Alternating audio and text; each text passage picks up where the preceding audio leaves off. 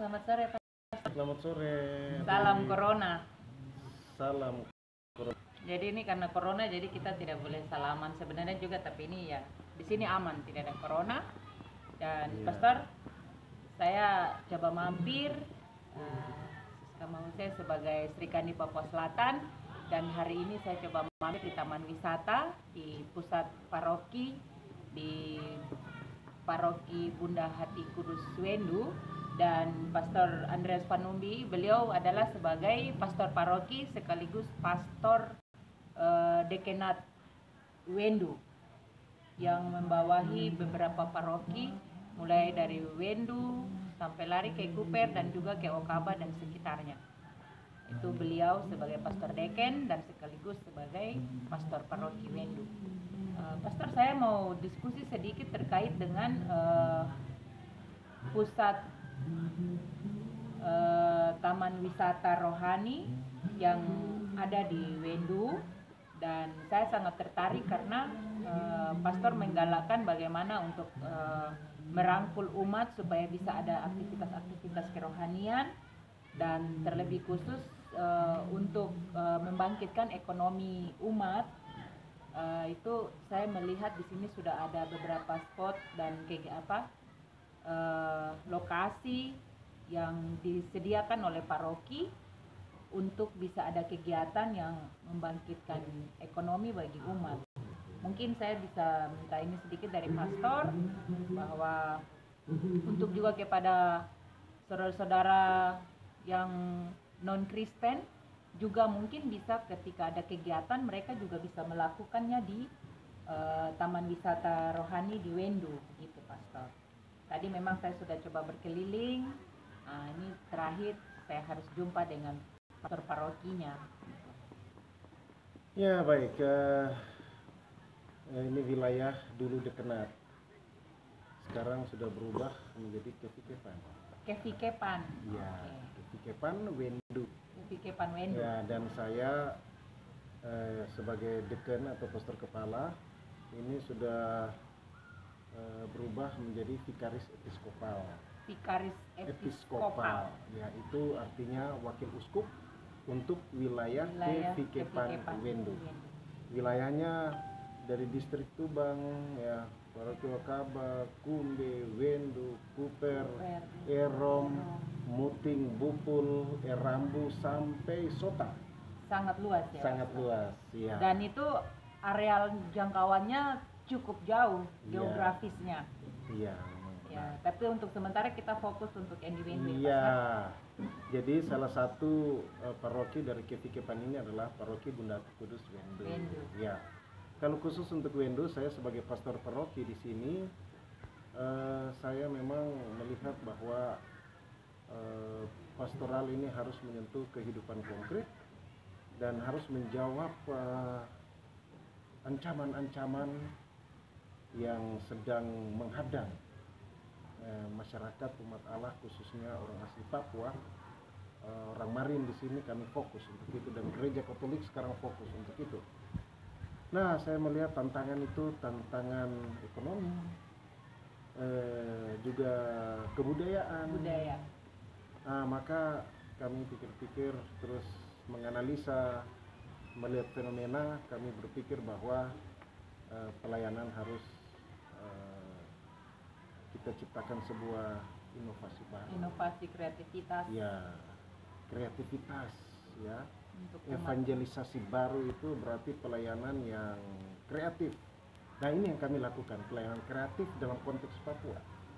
Nah, untuk konteks Papua ini harus menyentuh kebudayaannya. Maka salah satu aspek yaitu kita mendirikan kawasan wisata berbasis budaya Marin. Nah, dari Sirapu sampai Anasai, maka disebut kawasan wisata Sinai. Sirapu sampai Anasai. Sirapu sampai Anasai itu berarti singkatan ya, dari Sirapu, Notif, Burung sampai dengan Anasai. Jadi Sinai itu ya. Sinai, ya.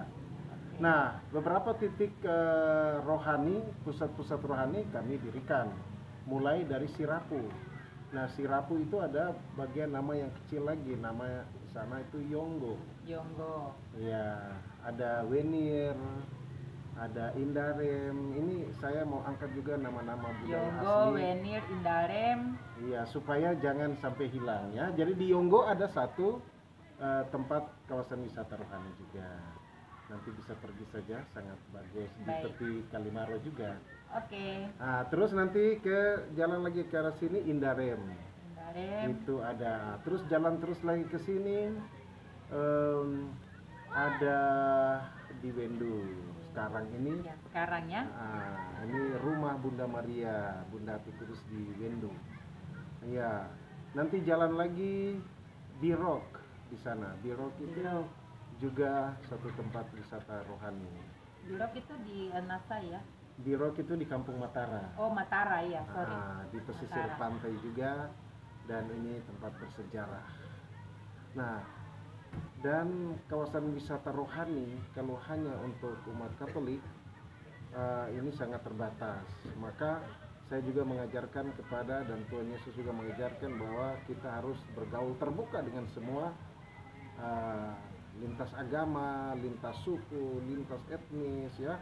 Tetapi orang Marin itu, orang asli Papua itu harus menunjukkan jati dirinya. Maka kami masukkan aspek berbasis budaya. Berbasis budaya. Jadi Sehingga, wisata rohani berbasis budaya iya, Marin. budaya Marin supaya kearifan lokalnya itu. Ya, Muncul, sehingga nampak. iya, dan kita terbuka kepada semua.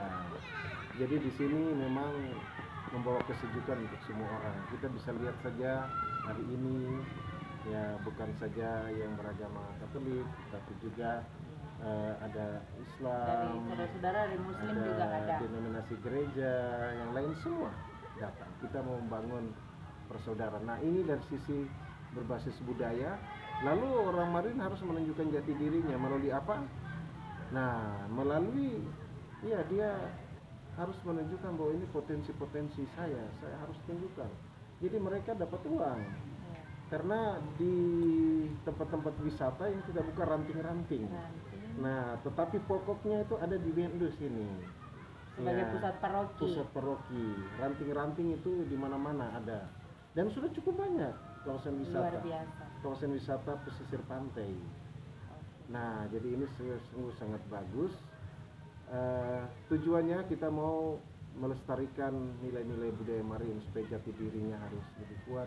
Bagaimana orang Marin memuji dan menyembah Tuhannya, dia harus bersyukur, dia berterima kasih, Tuhan memberi banyak berkat. Tetapi dia juga memberi kepada Tuhan sebagai tanda terima kasih. Itu yang kami sebut Dahu Nanggai. Dahu Nanggai ini sudah mulai kita buka semacam sebuah festival, setiap tahun akan kita rayakan. Baru-baru di Wendu, dan nanti tahun depan Dahu Nanggai atau pesta persembahan kepada Tuhan akan dilakukan di kawasan wisata rohani di Birok. Itu di Kampung Matara. Matara. Iya, Kampung Matara kan ada dua dusun, yaitu iya. Matara dengan Matara Anasai. dan Anasai. Nah, ini dia, ini posisi di tengah. Iya, di Matara. Di Matara. Iya, tengah-tengah Anasai Jadi dengan dia antara Matara. perbatasan Matara dengan Iya, Anasai pas betul, di tengah. di tengah-tengah. Nah, jadi ini sungguh masyarakat sudah mulai merasakan orang ramai begini, manfaat itu mereka sudah rasakan. Di tempat ini silakan datang berdoa karena tempat ini banyak mujizat terjadi, ya. Di sini rumah Bunda Maria, banyak orang datang berdoa di sini dan mereka mendapat berkat pertolongan dari Bunda Maria. Dan bukan hanya dari saudara-saudara Kristen saja ya. Iya. Dan ada saudara-saudara non-Muslim, saudara-saudara non-Kristen juga, baik dari Muslim, Hindu, Buddha, kalau yang memang mereka mempercayai, yakin, dan mereka datang berdoa di sini dan mengalami kesembuhan. Iya, mengalami kesembuhan. Dan pesisir pantai ini menawarkan kesehatan yang luar biasa. Oleh karena itu, kenapa kami tidak kena COVID-19 di pesisir pantai? Karena energi kesembuhannya itu luar biasa. Itu tenaga hidup itu. Kemudian saya biasa menjaga kesehatan dengan tidur di pasir pantai sebagai terapi ya. Terapi. Ya, tidur di pasir pantai yang hangat-hangat. Ya, tidur mandi-mandi di air garam, air asin. Ya, itu untuk kesehatan tubuh kita. Dan orang yang lumpuh saja berjalan. Iya, mereka tidur-tidur, main-main di pasir pantai. Jadi memang sangat indah pantai ini. Dan terakhir sekarang ini kami lagi upaya pelestarian alam pantai dengan konsep api orang Marine. Api takaf. Ini api ini membawa berkat bagi banyak orang. Dari seluruh pantai ini sudah dinyalakan api baru. Jadi pantai ini sebagai rumah kita bersama, nyalakanlah api baru di pantai. Jadi kita mau melestarikan. Kebanyakan semua anak-anak muda ini sudah stop. Mereka tidak mau merusak pantainya dengan menggali pasir. Pasir pantai. Dan ini hasil dari sebuah kegiatan rohani yang sementara kami jalan di pesisir pantai, yaitu Perarakan Bunda Api Kudus. Untuk melestarikan pantai ini. Kira-kira seperti itu. Pastor, satu saya ingin mau bertanya, ketika misalnya di lokasi wisata rohani ini, kalau misalnya ada saudara kita dari yang non Kristen mungkin tertarik untuk melakukan kegiatan mungkin kegiatan bina iman, mungkin kegiatan pemuda, mungkin sambil untuk mau berrekreasi, terus mereka mungkin bersepakat dan memilih lokasinya di Wendu. Taman wisata rohani di Wendu ini apakah terbuka untuk saudara-saudara yang non Kristen untuk bisa Iya, pertanyaan yang sangat bagus. Saudara-saudara kita dari agama Islam ini adalah sahabat-sahabat kami. Kami terbuka untuk menerima semua, ya, semua saudara-saudara agama sahabat. Tidak usah khawatir, datang saja ke sini. Bisa menghubungi saya sebagai pastor paroki di sini. Dan pastor selalu ada di pusat paroki iya. di Wendu ya? Saya selalu ada di sini. Ya, bisa datang ke saya ataukah juga kepada Fajar Timur Music, karena kami kerjasama juga. Join partner ya? Iya, join partner. Datang saja, tidak usah khawatir. Kami pasti akan menerima dan kami cinta akan persahabatan Dan perdamaian. Dan itu sebenarnya kunci. Iya. Perdamaian sebagai kunci yang utama untuk bagaimana kita bicara tentang cinta kasih kepada sesama dan kasih menembus. Memang itu yang menjadi pemikiran saya juga, yaitu inkulturasi modern, ya. Artinya kita boleh hidup berdampingan secara damai dengan siapapun juga walaupun berbeda.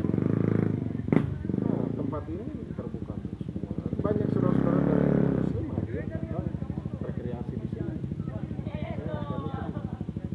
Terbuka untuk semua, ya.